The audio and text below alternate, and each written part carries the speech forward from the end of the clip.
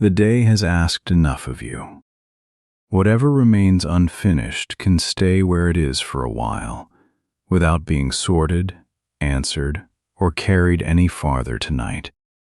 You are already on your way to a place where the evening has been arranged in simple steps, and none of those steps requires a difficult choice. You stand beneath the covered roof of a small harbor terminal on the northern edge of a quiet coastal town.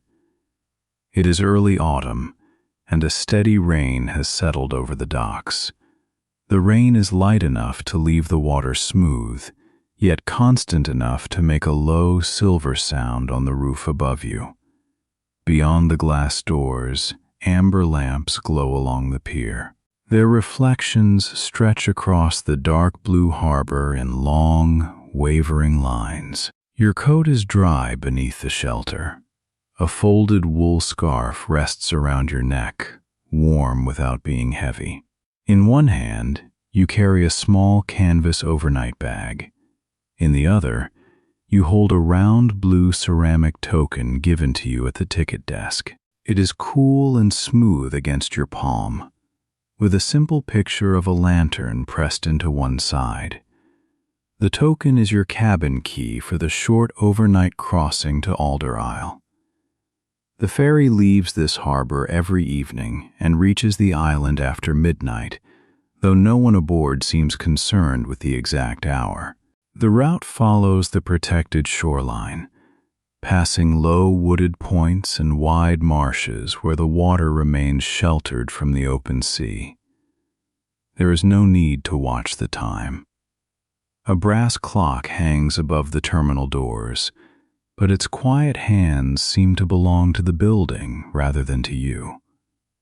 The ferry is already at the pier. Its windows shine through the rain, and a thin ribbon of steam rises from a vent near the upper deck.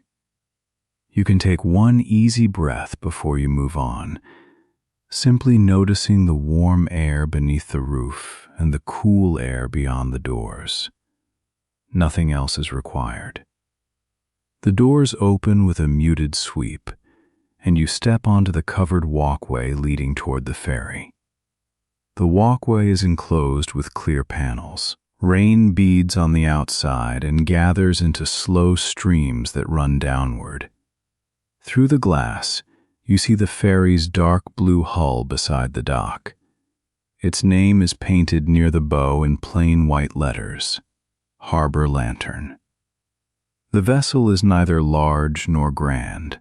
It is built for this route, with 2 passenger decks, a broad cabin, and a sheltered rear platform for anyone who wants to watch the town recede.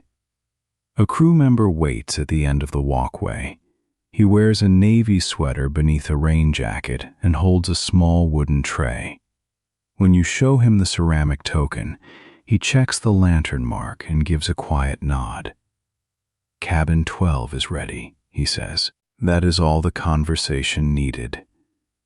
He places a narrow paper sleeve around the token so it will not slip from your hand, then gestures toward the stairs. The stairway is wide, carpeted, and lit by small lamps set low along the wall. You climb at an unhurried pace, listening to the rain shift from the walkway roof to the ferry roof above. At the top of the stairs, a corridor opens toward the passenger lounge.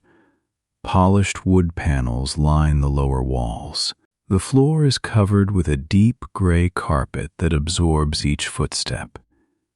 To your left, the lounge holds several broad chairs, a long window, and a little counter where cups and a kettle have been arranged. To your right, the corridor continues toward the cabins. You pause beside the window.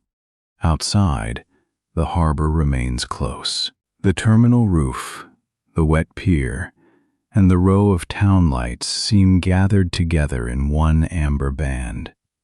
A dockhand releases a rope from a cleat. Another rope follows. The ferry gives no sudden movement. It simply loosens from the pier, as if the dark water has begun to carry it.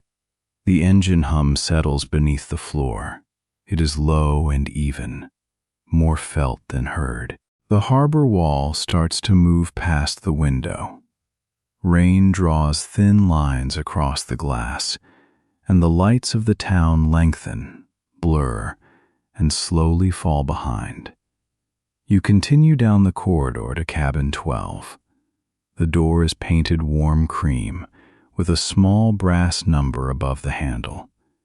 The ceramic token fits into a round recess beside the frame. When you press it gently, a quiet click sounds within the lock. The room beyond is simple and prepared. A narrow bed rests against one wall beneath a folded wool blanket. A polished wood shelf holds a glass carafe and a cup. A reading lamp casts a low amber circle beside the pillow. Opposite the bed, a square window looks toward the sheltered side of the ferry, where the harbor water is almost black beneath the rain. You set the canvas bag on the floor near the foot of the bed. The door closes easily behind you. For a moment, you stand with one hand resting on the wood handle, feeling how still the cabin is. The ferry moves, yet the room remains settled around you. You place the blue token on the shelf beside the carafe. Its lantern mark faces upward. The small object seems brighter beneath the lamp, glazed in a color close to the water outside, but clearer and calmer. Your coat goes onto a wooden hook. The scarf follows, folded once over the hook beneath it. Without the weight of the coat, the room feels warmer. You sit on the edge of the bed and rest your hand on the blanket. The wool is dense and lightly textured, the kind of fabric that keeps its warmth without becoming too soft or loose. Beyond the wall, the engine continues its patient rhythm. Rain taps the window. Water moves along the hull with a quiet brushing sound. These three sounds begin to form the shape of the crossing, steady enough to notice and steady enough to leave alone. After a few minutes, you rise and return to the corridor. The ferry has cleared the harbor now. Through the lounge window, the town has become a small curve of light along the shore. Ahead, the protected channel opens between dark wooded banks. No open horizon is visible. The route remains held on both sides by land. A few other passengers sit in the lounge, each with a chair and a pool of lamplight. No one speaks. One person reads a folded newspaper. Another rests with both hands around a cup. The room does not feel empty, only spacious. You choose a chair near the window. Its arms are smooth wood, and the seat is covered in moss-green fabric. Beside it stands a small table with a shallow brass rim. The blue ceramic token fits neatly within that rim when you set it down. At the counter, the kettle begins to warm. A faint scent of black tea mingles with the clean smell of rain that entered when the doors opened. You pour a cup and carry it back carefully. The cup is thick, white ceramic, warm between your hands. The ferry turns gradually into the channel. The last harbor lights slip out of view.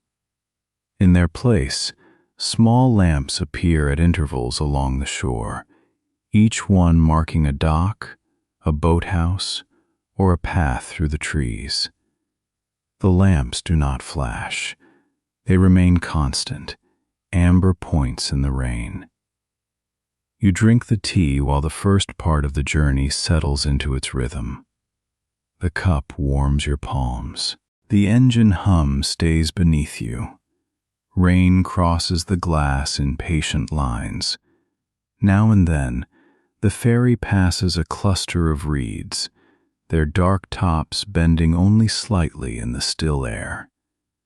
There is nowhere else you need to be before the boat reaches Alder Isle. The cabin is ready behind you. A room at the Island Inn is prepared ahead. Between those two sheltered places lies only this slow passage through rain and dark water. You lean back into the chair. The glass beside you is cool near your shoulder. The tea has a plain, familiar taste, with no sweetness added. The ferry continues north along the inland channel, carrying its lamps through the early night.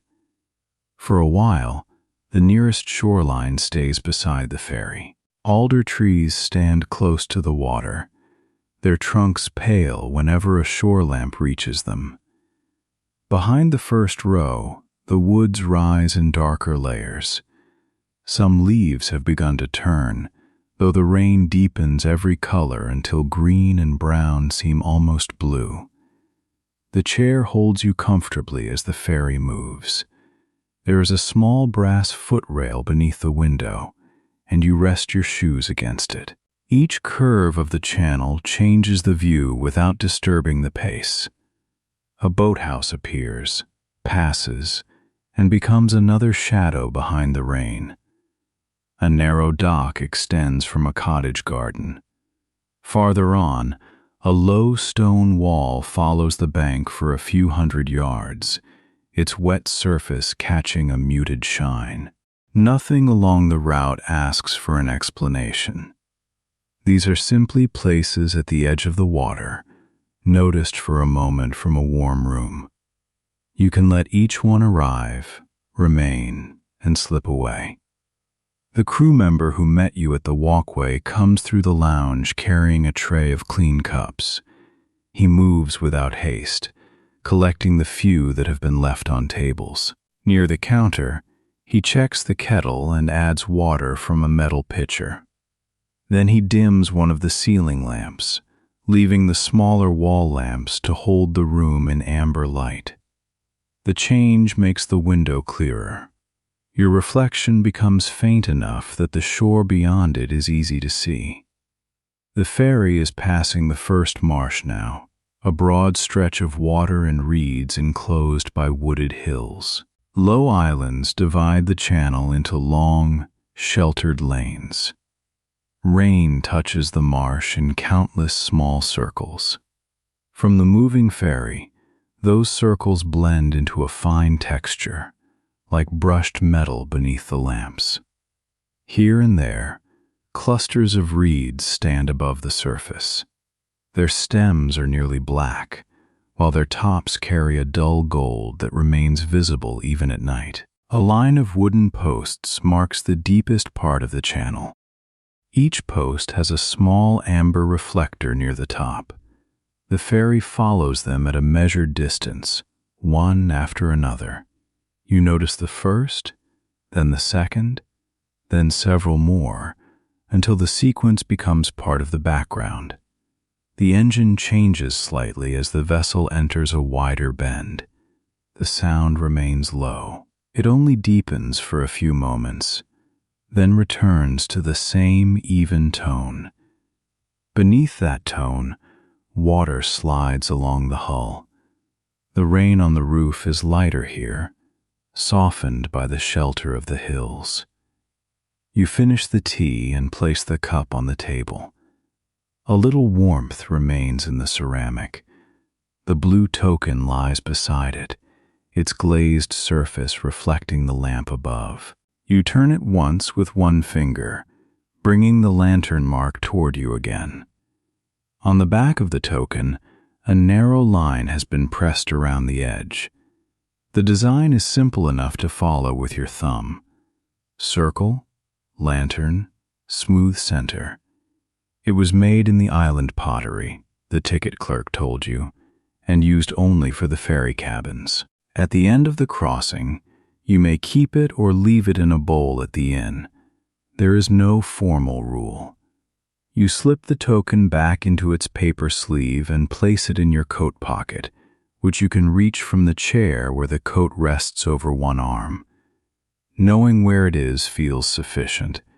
You do not need to look at it again for a while. The ferry passes beneath a low bridge connecting two narrow points of land. The bridge is built of dark timber, with a covered walkway along one side. Lamps set beneath the railing make small pools of light on the water. As the ferry approaches, the roof above seems to lower, though there is plenty of space. The engine eases. The water sound becomes quieter. For a few seconds, rain on the ferry roof and rain on the bridge roof overlap, one layer above another. Then the vessel passes through, and the bridge moves behind you. Beyond it, the channel becomes narrower and more sheltered. The ferry's own lamps reach the banks. Ferns and wet stones appear at the waterline. Moss-green branches extend above the channel, holding drops that shine briefly before falling. You decide to walk to the rear platform. The lounge door opens into a short enclosed passage, and another door leads outside beneath a broad awning. The crew has placed a wooden bench against the wall where it remains dry. You bring your scarf, wrapping it once around your neck, and step onto the platform. The air is cool and fresh. No wind reaches you here. The ferry's cabin blocks the forward motion, and the awning keeps the rain above. You can hear the water more clearly from the platform, a smooth folding sound where the wake spreads behind the vessel. The town is gone from sight. The bridge has become a dim bar between the trees. Along the channel, the ferry leaves a wide, dark path that gradually closes. Rain settles on the wake, smoothing it almost as soon as it forms. You sit on the bench. The wood beneath you is dry, polished by years of use. A narrow wool pad has been tied across the seat, adding enough warmth for the cool evening. Above your shoulder, a round lamp is fixed to the wall behind a ribbed glass cover. From here, the banks appear to move together. Reeds slide past on one side, low branches on the other. Occasionally, the channel widens and reveals a distant hill, its upper slope hidden in rain. Then the route bends again, and the near shore returns. The ferry does not feel as though it is crossing a large distance. It feels as though one sheltered room is being carried through a sequence of other sheltered spaces. The terminal roof has given way to the lounge. The lounge has opened onto this covered platform. The channel itself is held between banks and trees. You remain on the bench through several bends. The repeating sounds make it easy to stop measuring the journey. Water folds outward. The engine hums through the wall. Rain touches the awning with a small, continuous patter. On the left bank, a greenhouse appears behind a row of alder trunks. It belongs to a riverside garden, long and low, with warm windows shining through the wet branches. Shelves of potted plants can be seen inside, only as green shapes against the glass. A narrow path leads from the greenhouse to a covered dock. No one stands there. A lamp above the dock burns steadily, illuminating a coil of rope and the edge of a wooden step. The ferry passes, and the greenhouse windows stretch across the rain before slipping behind the trees. The sight of it remains for a little while, not because anything happened there, but because the warm glass seemed complete within the dark garden. It is a place continuing its ordinary evening beyond your view. Watering cans may be lined beneath a bench. Damp soil may hold the day's warmth. Leaves may rest against the inside of the panes. The Island Inn has a glass-roofed sitting room of its own. You saw it in a small photograph at the ticket desk. The roof slopes from the old stone wall, and vines grow along wooden supports beneath the glass. At night, a single lamp is kept there for guests arriving from the ferry.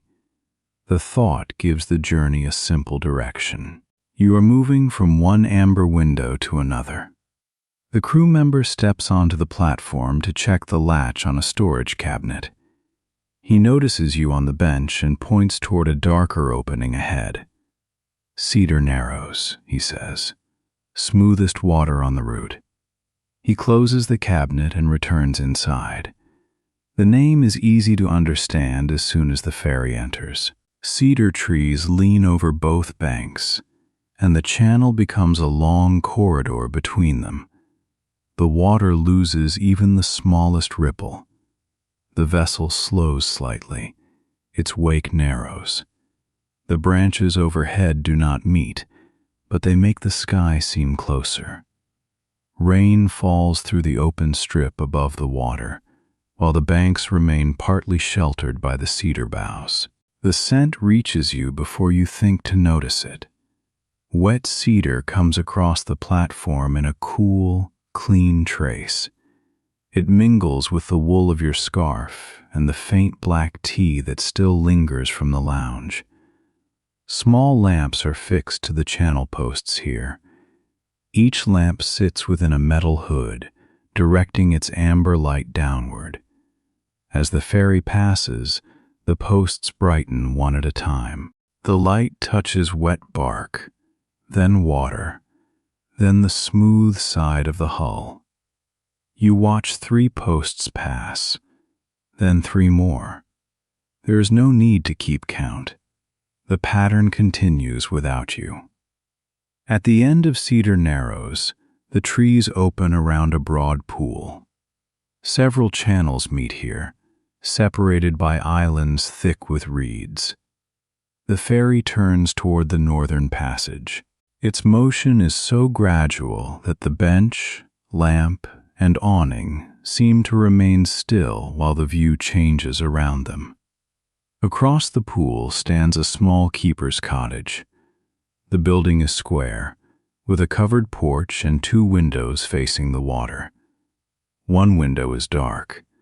The other holds an amber lamp above a desk. A green rain barrel rests beneath the gutter.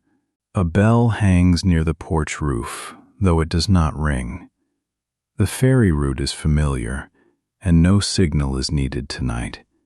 The cottage lamp and the channel posts are enough. The rain grows finer. You can see it in the lamp beside you, slanting only a little before disappearing beyond the awning. The cool air has settled into the scarf at your neck. Your hands remain warm in your coat pockets. After the pool, you return to the lounge. The outer door closes behind you with a firm, quiet seal. Warm air gathers around your face. The carpet receives your damp shoes without a sound. Only 2 passengers remain in the chairs. The newspaper has been folded and set aside. The kettle is still available, but you leave it where it is. Your first cup was enough. You walk to the forward end of the lounge, where a smaller observation window looks along the side of the bow. The ferry's lamp illuminates a narrow band of water ahead. Beyond that band, the channel markers and shore lights show the way in simple intervals. A framed map hangs beside the window. It is drawn in dark ink on cream paper. The route begins at the town harbor, follows the marsh, passes beneath the timber bridge, continues through Cedar Narrows, and then crosses 3 sheltered bays before reaching Alder Isle. A small blue mark shows the ferry's present position near the first bay. There are no complicated branches to study. The line curves north and east, then ends beside a drawing of an inn window. You trace the route without touching the glass. One bay, another. A final narrow passage, then the island landing. The journey ahead feels spacious rather than long. You have already entered its rhythm. The boat knows the channel. The lamps know their places. The room waiting on the island needs nothing from you except your arrival. You leave the map and return to cabin 12. The corridor lamps have been dimmed.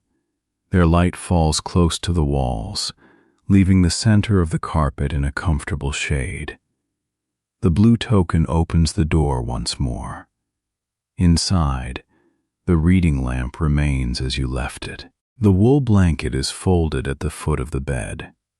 Rain marks the square window, and beyond it the first bay spreads beneath the dark blue sky. You close the door, place the token beside the carafe, and sit near the window. There is a narrow padded ledge beneath it, wide enough to support your elbow. The glass is cool when your fingertips rest there. Across the bay, the shoreline lies farther away. Low hills rise beyond the marsh. A few scattered windows show where homes have been built among the trees, each one separated from the next by long stretches of darkness and rain. The ferry follows a line of amber markers across the bay. Their reflections remain nearly straight because the water is so still. One reflection reaches toward the hull, shortens as you approach, then slips beneath the window. You begin to notice the movement more through light than through land. Marker, reflection, passing glow, then another. The engine holds the same low note beneath the floor. On the shelf, the blue token shifts by the smallest amount as the ferry changes direction. It does not roll. Its flat sides keep it settled. The lantern mark catches the reading lamp, then rests in shadow again. You loosen your shoes and stretch your legs along the bed without lying down. The wool blanket rests beneath your ankles. The cabin is warm enough that the scarf can join your coat on the hook. Outside, the first bay widens. Inside, every object remains in its place. Canvas bag, folded blanket, glass carafe, ceramic token, amber lamp. The list is short and complete. You listen until the engine, rain, and water become less like separate sounds. The crossing continues through the bay, steady and enclosed, while you rest in the small room carried north. The ferry's motion remains easy as the bay narrows again. You can tell the channel has changed because the amber markers begin to pass closer to the window. Beyond them, alder branches lean over the water, their wet leaves turning now and then in the ferry's light. You stay where you are, legs resting along the bed. The room has begun to feel familiar in the simple way that a room can after only an hour. You know the reach from the pillow to the lamp switch. You know the small hollow in the shelf where the carafe stands. You know that the token will stay beside it unless you choose to move it. The ferry enters the second bay through a passage bordered by low stone walls. The walls once guided timber boats toward the island mills, according to a small note beneath the map in the lounge. Tonight they simply mark the edges of the route. Rain darkens the stones and fills the spaces between them with moss-green shadow. The passage opens without any sudden change. The second bay is smaller than the first, almost round, with wooded slopes on three sides. A few covered docks rest along the shore. Each roof shines where the rain has smoothed its shingles. Near the middle of the bay, the ferry slows. The engine's note settles lower. A small service boat is tied to a floating platform, leaving the main channel clear. Its cabin lamp glows behind drawn curtains. Coiled ropes lie beneath the awning, dry and neatly arranged. The harbor lantern turns around the platform in one broad arc. From your window, the shoreline appears to revolve at a patient distance. The docks shift from left to right. A line of cedars comes into view. Then the route ahead opens toward the final passage. You sit up and place your shoes on the carpet. The time for resting in the cabin is not over, but the island is drawing nearer. There is still no need to prepare quickly. You lace your shoes, fold the blanket back into its original shape, and take a drink from the carafe. The water is cool. The glass has a little weight in your hand. When you set it down, the base meets the shelf with a quiet, rounded sound. You put on the scarf first, then the coat. The canvas bag remains light when you lift it. Last, you take the blue token and slip it into the outer pocket where it can be reached easily. Before leaving, you turn off the reading lamp. The cabin does not become dark. A small light above the door remains on, and the bay outside provides a muted blue-gray glow. You close the door and press the token once more to the round recess. A tiny amber point appears, showing that the room is secure. The corridor leads you toward the lounge. The two remaining passengers have gathered their things. One stands near the forward window, while the other waits beside a chair with a small suitcase. No one seems hurried. The ferry is still 20 minutes from the island, and the warm room is open until the landing. You choose the same moss-green chair by the long window. Rain has softened to a fine mist, though drops continue to travel down the glass. The crew member places a covered basket near the exit. Inside are folded cloths for wiping the handles of bags and umbrellas before passengers enter the inn. He checks the kettle, then lowers the last ceiling lamp. The wall lights remain. Their reflections form a row across the window, almost like the lamps on a distant shore. The final passage is called Willow Reach. It curves between two long islands covered with reeds, low shrubs, and a few old willow trees. The branches bend toward the water without touching it. In the ferry's light, the narrow leaves show their pale undersides. The vessel moves at its slowest pace here. The engine hum becomes softer beneath the floor. Water scarcely sounds against the hull. The rain on the roof has thinned to occasional taps. You watch the willows pass one by one. Their trunks are broad and dark from the rain. Beneath them, small wooden platforms have been built just above the water, each with a simple post for tying a rowboat. Most are empty at this hour. Farther along, a rowboat rests upside down beneath a shelter. Its painted hull is moss green. A wool blanket has been folded on a bench nearby, protected by the roof. Someone has prepared the place for another day and left it in order for the night. The passage bends east. Ahead, an amber light appears through the mist. At first, it is only a single point, no larger than the marker lamps. Then a second light appears beside it, followed by a third set higher on the slope. Alder Isle is still mostly hidden, but the inn windows have come into view. The island rises gently from the water. Trees cover the upper ridge, while the landing occupies a small cove on the western side. A stone path climbs from the pier to a long building with a cedar roof. At one end, the glass sitting room extends toward the garden, its panes glowing beneath the rain. The image is much like the photograph at the ticket desk, yet warmer in motion. The ferry draws closer. The glass roof gathers droplets that shine under the lamp within. Vines form dark lines along the supports. A row of broad leaves rests against the lower panes. You take the blue token from your pocket. It has warmed beneath the coat. The lantern mark feels shallow beneath your thumb, familiar now from the hours of the crossing. The ferry enters the cove and turns until its side faces the landing.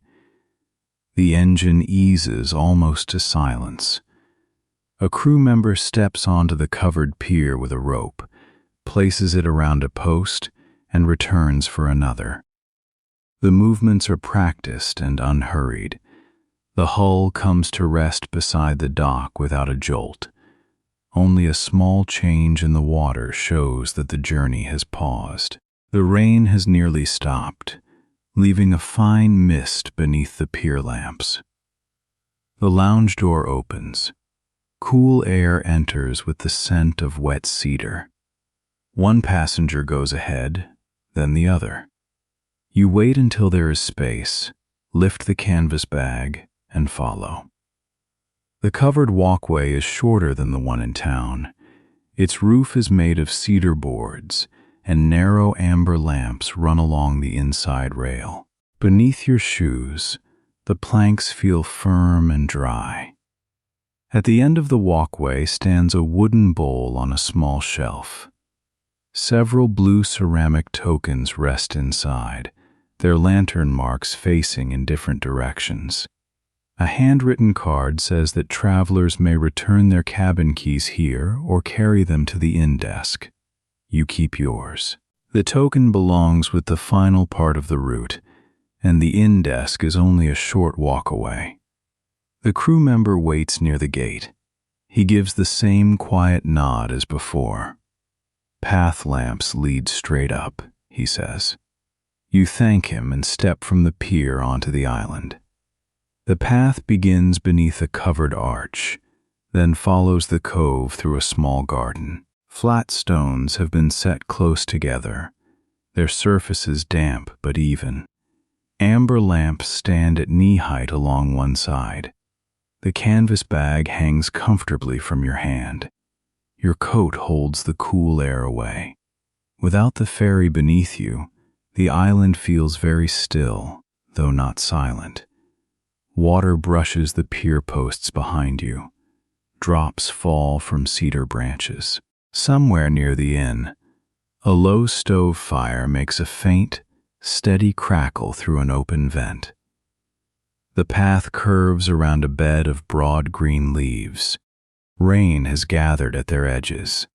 Each leaf holds one or two clear drops that tremble when another falls from above. You pass beneath a covered section where the path crosses a narrow garden stream. The roof shelters a wooden bench and a stack of dry baskets. A lamp hangs from the center beam, lighting the water as it moves under the bridge. The stream is no wider than a step. It runs from the wooded slope, through the garden, and into the cove. Its sound is small and regular. You pause long enough to hear it beneath the drops from the roof. The inn stands just beyond the bridge. Its lower walls are gray stone, while the upper level is faced with cedar boards. The roof extends over a wide porch. A row of hooks holds 2 raincoats and an empty lantern basket. The front door is already open.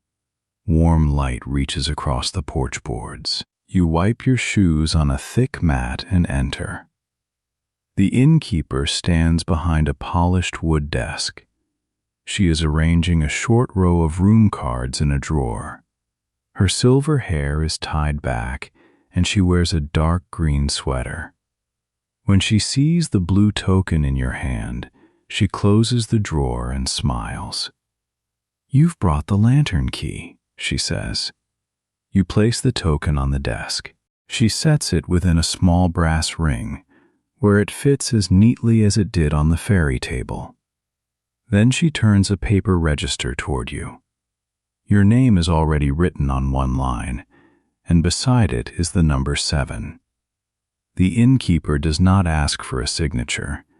She only checks the line and takes a brass room key from a hook behind the desk. A small piece of blue ceramic hangs from it, shaped like a leaf.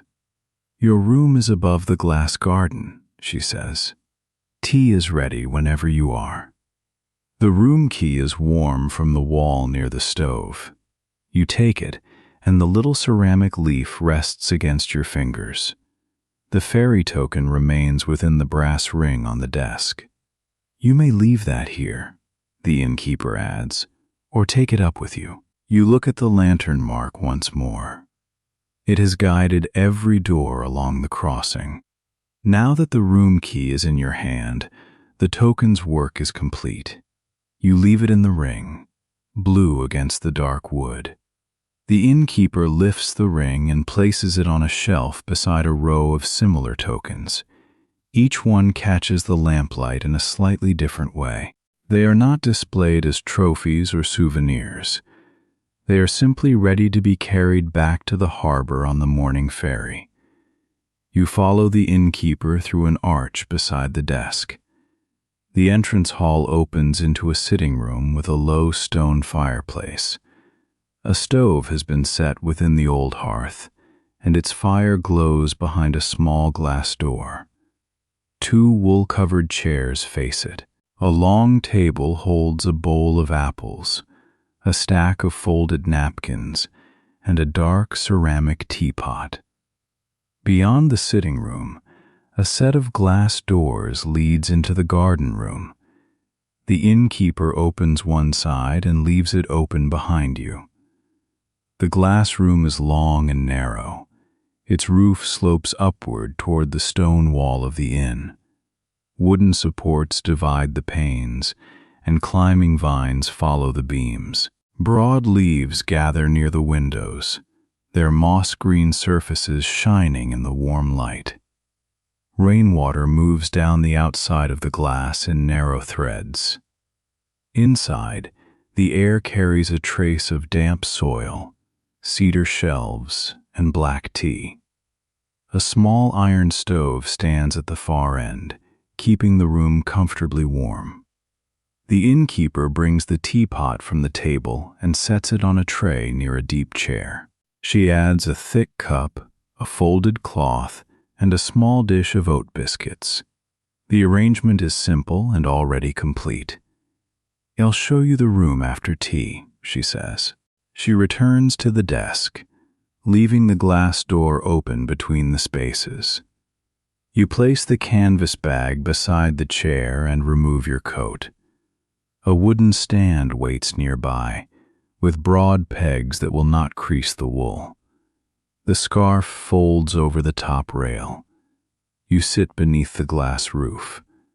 The chair is upholstered in dark blue fabric and angled toward the garden rather than toward the door. From here, you can see the wet leaves near the panes, the amber path lamps below, and the upper windows of the ferry resting at the pier. The harbor lantern will remain for less than an hour before beginning its return trip. Its cabin lights are still on. Crew members move behind the windows, closing curtains and preparing the lounge. Their work appears as slow shapes through the mist. You pour the tea. It is black tea again, though this cup carries a faint cedar scent from the room around you. Steam rises toward the glass roof and disappears before reaching the vines. The cup warms both hands.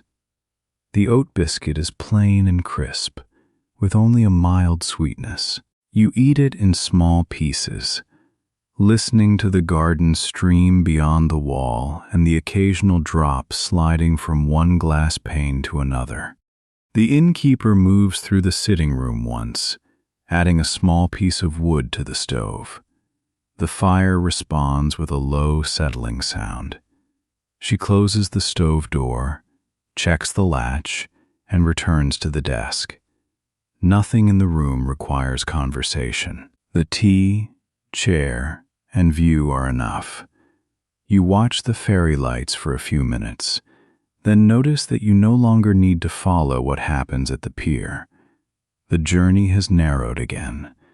First there was the harbor, then the channel, then the island path. Now there is only the chair, the cup, and the rain easing across the glass. When the cup is nearly empty, you set it on the tray. The warmth remains in your palms. The blue room key lies on the table beside you, its brass teeth pointing away, the ceramic leaf resting against the wood. You pick it up and close your hand around it. The innkeeper appears at the glass door, carrying a folded wool throw over one arm. "Room 7 is ready," she says. You rise, take the canvas bag, and leave the empty cup on the tray. The coat and scarf remain on the stand for now. The inn is warm, and the room is directly above. The stairs begin beside the sitting room. Each step is broad, with a runner fixed close to the wood. The innkeeper goes ahead at an easy pace. Her hand rests lightly on the polished rail. At the landing, a window looks across the cove. The ferry's outer lamps have dimmed.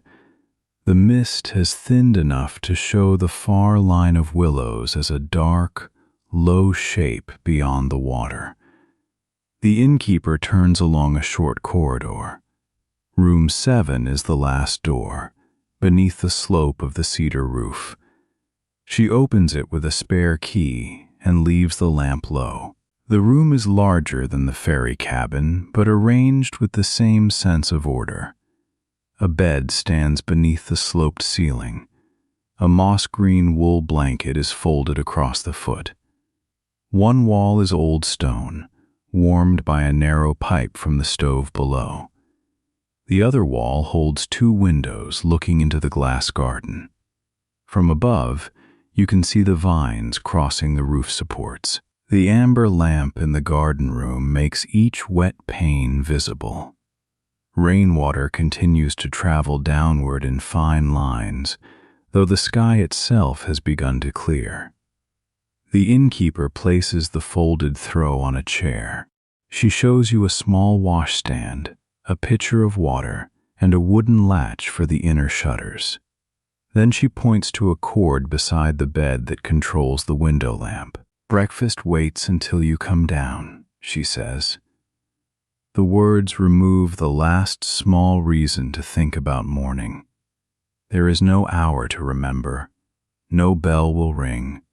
The room will remain yours until you are ready to leave it. You thank her. She closes the door with a quiet turn of the handle, and her steps move back along the corridor. The key stays in the lock on the inside.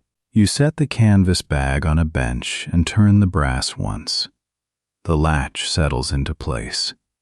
The room is now held by wood, stone, warm air, and the sloping roof above. You stand near the windows for a moment. Below, the glass garden glows like a sheltered lantern at the edge of the inn. The chair where you drank tea remains angled toward the leaves. Your empty cup is a pale shape on the tray. Farther down the slope, the ferry begins to move from the pier. Its engine reaches the room only as a faint vibration through the night air. The vessel turns within the cove, and its lamps pass behind the cedar branches. You do not need to watch it leave. The crossing has delivered you where it was meant to. The blue token rests downstairs, ready for another traveler.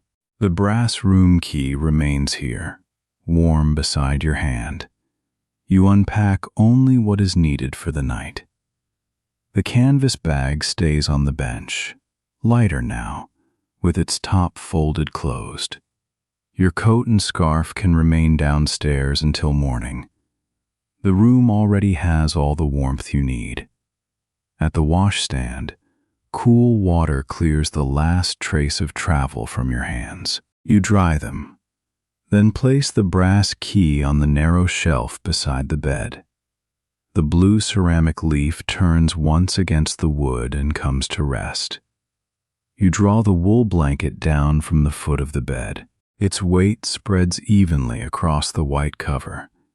The surface is lightly textured beneath your palm, firm and warm in the same reassuring way as the blanket in the ferry cabin.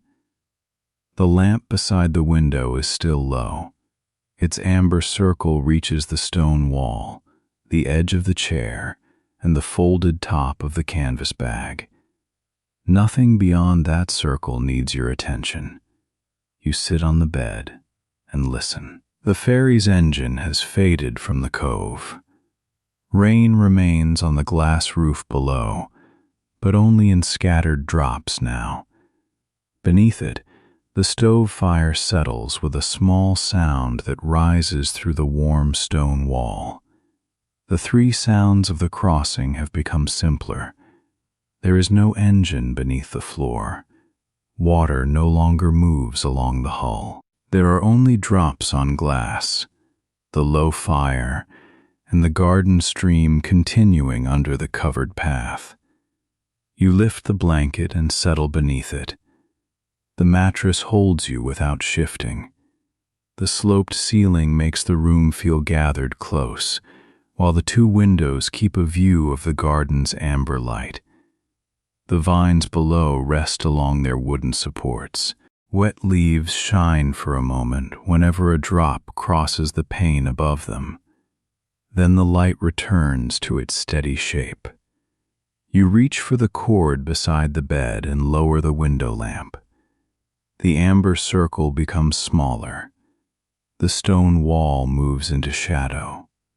The chair, bag, and shelf remain where they are, needing nothing more. The brass key catches one last line of light. Beside it, the ceramic leaf appears dark blue, almost the same color as the cove beyond the glass. It lies flat and still.